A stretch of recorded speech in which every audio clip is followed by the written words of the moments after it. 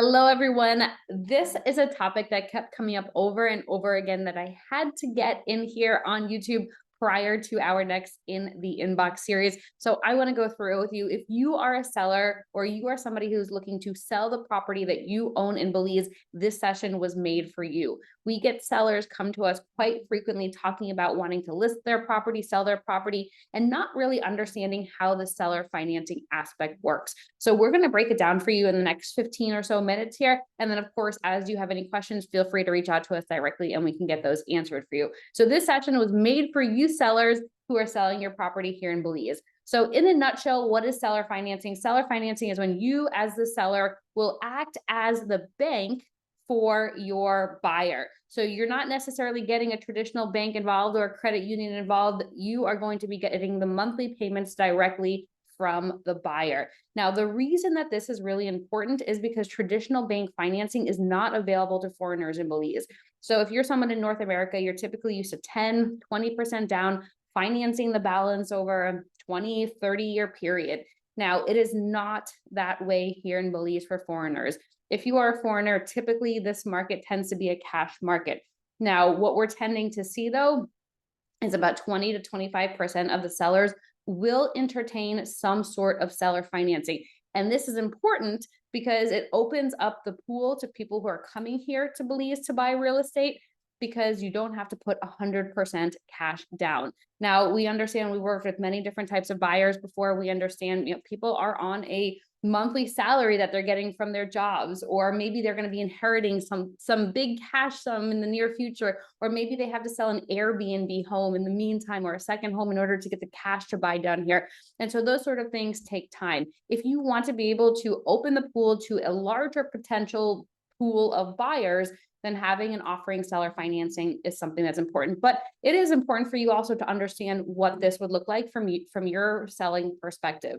So first and foremost, you will need title to your property. Now, if you have applied for your property and you're waiting for that hard copy title, you'll want to close through the same company who submitted all of the paperwork for the title that you're waiting on. This just helps to ease and connect all of the dots down the line as they're doing the next title transfer. But again, this is going to be important, is to be working with that same closing company that has already submitted the paperwork for your title. Now, if you are financing, this is where it gets a little tricky. If you're financing the property from the original seller, so you bought this land under financing terms from the original seller, and you have not yet applied for your title because your property has not yet been paid off in full, it is going to be very important that you get a letter from the vendor, from that seller, stating that you're in good standing and that when the property sells, they're going to be signing off on the closing documents.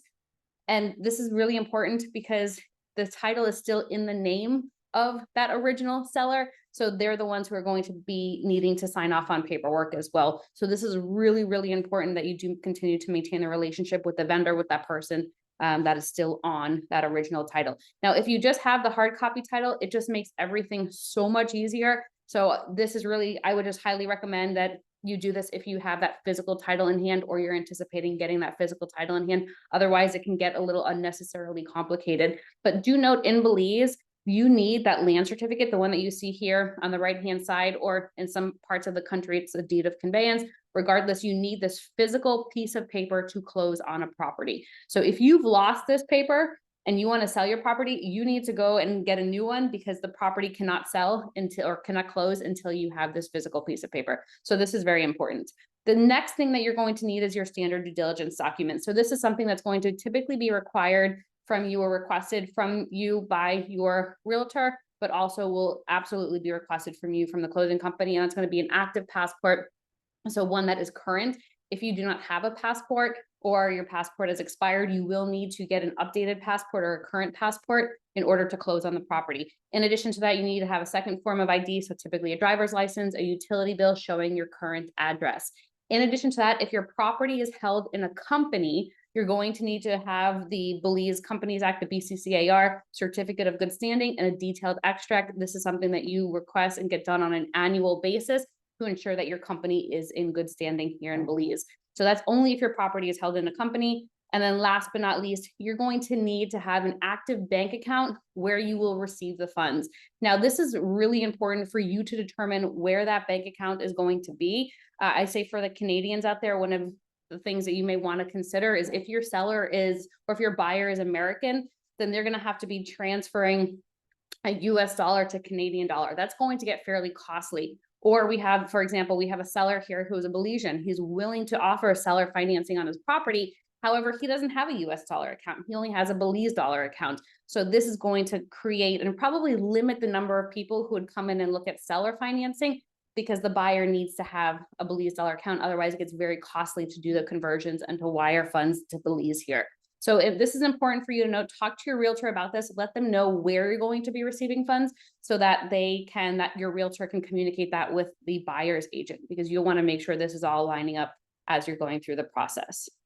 Now, let me talk to you about a couple of key pointers of you offering seller financing. Number one is the title is not transferred until the property has been paid off in full. And I alluded to this before, but the title is not transferred until the property is paid off in full. So once your buyer pays off the property, that is when the closing company is going to do the title transfer. Now, if you are selling the company, let's say you have a property and the property is held in a company, and the company is going to be part of the sale, so you're transferring the company with the asset of the home or the property, then they'll do that transfer of shares once it's all paid off in full. So bottom line here is once the property is paid off in full, that's when the transfer happens.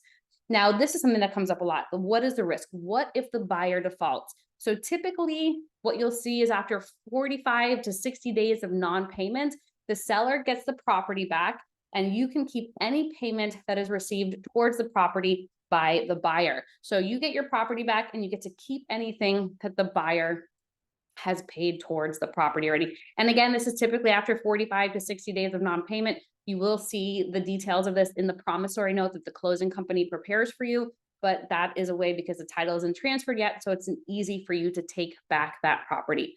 Now, typically what happens is the closing company is going to put a charge, they call it a charge here, or a lien on the property during the financing period. And this is traditionally paid for by the buyer. But this way we know that the property cannot be sold again. And it makes the buyer feel more comfortable knowing that the property is going to stay as it is and cannot be sold again. This is actually very, very important.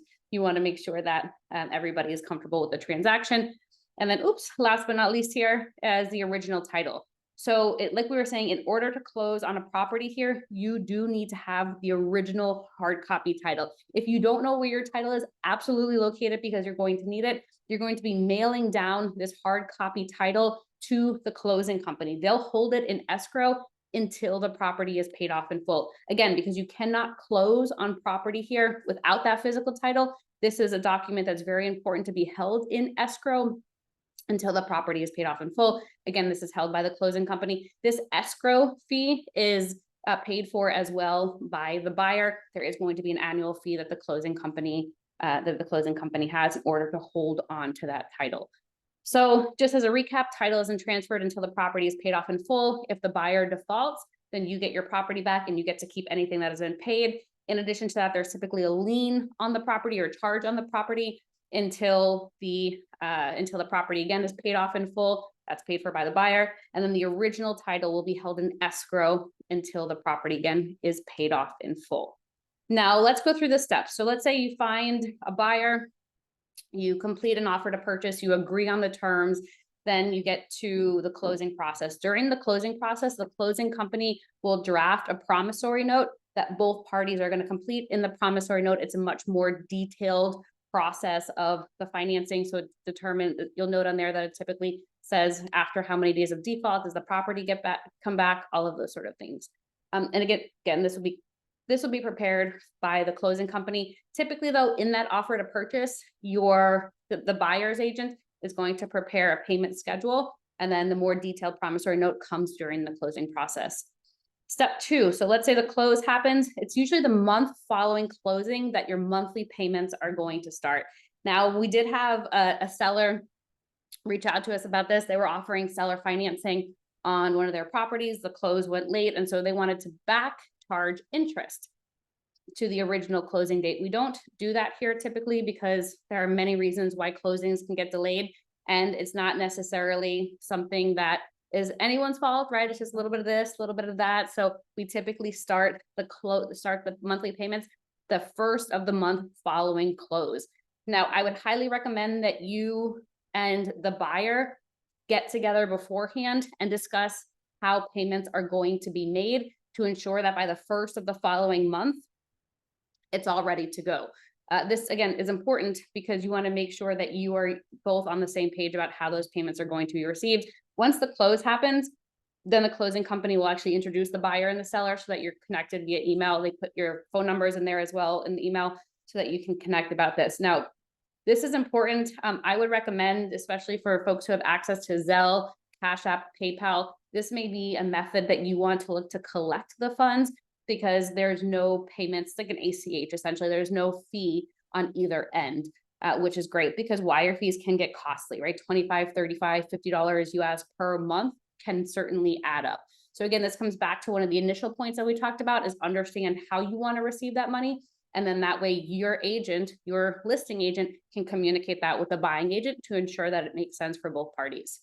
Step 3, upon receipt of the monthly payments, this is my tip for you, is just make sure that you confirm in writing to the buyer that you've received the funds and track the payments, because you are acting as the bank here. Essentially, you're the one who's going to be responsible to make sure that you have received all the payments. So you want to have that open line of communication with the buyer to ensure that you're both on the same page about what has been sent, what it is for, and then keep a log of it.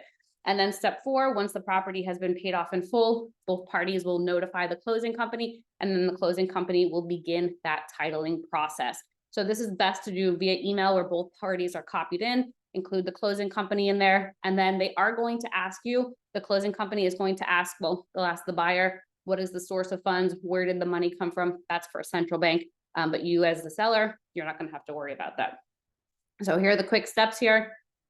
And let's also talk about the costs that you should expect for seller financing. So the buyer is responsible to pay all the closing costs, any charge or lien fees, escrow costs, like for holding the title there in the closing company escrow, any wire fees as well. So the seller, you are going to be responsible for the commission for the buyer's agent and the seller's agent. And then typically one FedEx fee you have to pay for as well. During the closing process, the closing company is going to send you some documents that you need to put your wet signature on in front of a notary, and then you'll have to mail them down to Belize. So there's typically a cost that's associated with that, and you'll be responsible for that cost.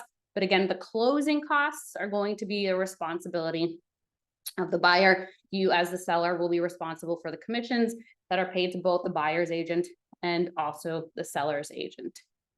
All right, let's look at standard terms. If you are going to be offering seller financing, this is typically what we see here in Belize, at least 50% down, a 3 to 5 year term, 8 to 10% interest, and no prepayment penalties. No prepayment penalties. So if we just break down an example here, this is an example with 50% down. I did on a 5 year term. It's going to be 8% interest and no prepayment penalties. So we have on here that the amount down, they're putting 50%, 175,000. So they're going to be financing from you 175,000, 8% interest. It's going to be a 5 year term, 5 year term here, not interest only. Excuse me. So the monthly payment that they're going to be making to you on a monthly basis during that first of the month following closing is going to be about $3,500 US, a little bit more. You can see that on the screen here. So you'll see though, in total, by the time the 5 year financing is complete, they've paid in total to you in interest, $37,000, almost $38,000 in interest. When you add up the interest, when you add up the principal, you're about $212,000. So you can look to see that's a nice profit. If you're somebody who's not in a rush to get 100% of the cash, you're looking for maybe another investment to throw your money into, this is a great option for you. Now, I understand not everybody can offer seller financing, but if you have that sort of flexibility, again, this is a great way to open the pool of more buyers coming in. So again, 50% down, 3 to 5 year terms, 8 to 10% interest. You're always going to see anomalies to this as well. And if you can offer flexibility, you'll certainly be more attractive to a potential buyer. But again, it just depends on what you need to get out net at the end of the day after paying those commissions. So typically, here's an example. We ran $350,000 for the property. We're going to have the person put down 30%. So the loan amount that they're going to have with you is $245,000. But because you are more flexible here, we can raise the interest. Let's put the interest up to 10%. The amortization. So we're going to amortize the monthly payments over a 20-year period, but there's going to be a 5-year balloon. So at the end of the 5th year, they need to pay off the balance, and it's not going to be interest only. So here we can see that the monthly payments come down, right? So here it was about $1,200 more if we were just amortizing it over a 5-year period. Here we're amortizing it over a 20-year period. So we're seeing that the monthly payments come down. However, there's a much bigger balloon payment. So this is something that is going to be important for the buyer to realize as well, that at the end of the 5th year, they're going to have to pay off the balance here, and they're going to have to pay off $222,000. So this is important for the buyer to understand. However, that's not your responsibility. Your responsibility is knowing what you'd be getting on that monthly basis. Now, typically in either cases, whether you're doing the standard or you're offering a little bit more of a flexible financing, you don't have prepayment penalties. So as the buyer is coming in and bringing more cash to the table, paying down the interest, there is no penalty for them to do that. So somebody, for example, this comes up quite a bit with us, with clients who are expecting some large influx of cash from whatever life circumstance it is. They need a little bit more flexibility on the monthly payments to be a little bit lower, but then they're going to get that big chunk of cash and they can pay off the loan in its entirety. But again, completely up to you, but you can see how by doing a 20-year AM schedule, the interest increases quite a bit from $37,000 to $116,000 being paid by the buyer. Again, these are just examples. If you want a copy of this spreadsheet that we have where you can edit the inputs and you can see what numbers come out in the summary, feel free to reach out to us, info@lunarealtybelize.com, and we can send the spreadsheet to you. It's just an Excel. You just change anything here in the input and it'll spit out the summary here, and then it'll give you the payments. So I'm going to give you just a few closing tips here to ensure that you have a solid agreement. This is, again, something that your listing agent should be making sure that they're going through when they receive the offer to purchase. But I would always ensure that your estate knows about the deal and has access to your buyer in case anything happens to you. What I would even recommend is adding an alternative recipient into the promissory note to ensure that the buyer has communications with somebody else in case something ever happens to you. A will is probably a great idea as well to have here in Belize to ensure that the payments continue even if something happens to you. Number 2 is be sure you let your buyer know if your details have changed, whether it's your email, your phone number, your banking information. Any of that is going to be critical for your buyer and to ensure you're getting your payments on a regular schedule. Excuse me. And then number 3 is going to be if you're transferring a company.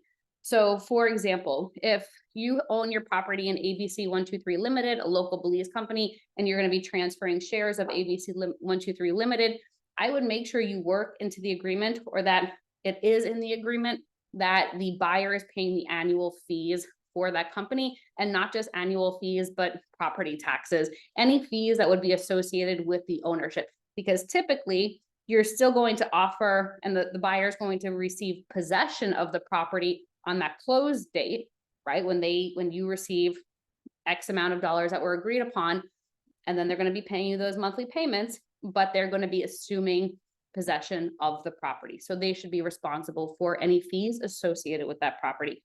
Something else that I would mention, and I don't have it listed on here, but is if you own a lot, for example, just a lot piece of land, I would probably have into the contract too that they need to notify you when they decide that they want to build on the property. That's something that's really important, because if for some reason you get the property back, it's going to be important for you to know what's on the property. So these are just some little tidbits, but I do recommend you reach out to our team for additional information. If you're interested in listing your property, of course, our team is more than happy to help you. But as I mentioned too, the payment schedule that you can see here on the right-hand side is just an Excel spreadsheet, but you're able to put in there the number of months for amortization, also the months until the balloon. So it's very helpful if you are planning to amortize over a longer period of time, but then have a balloon payment.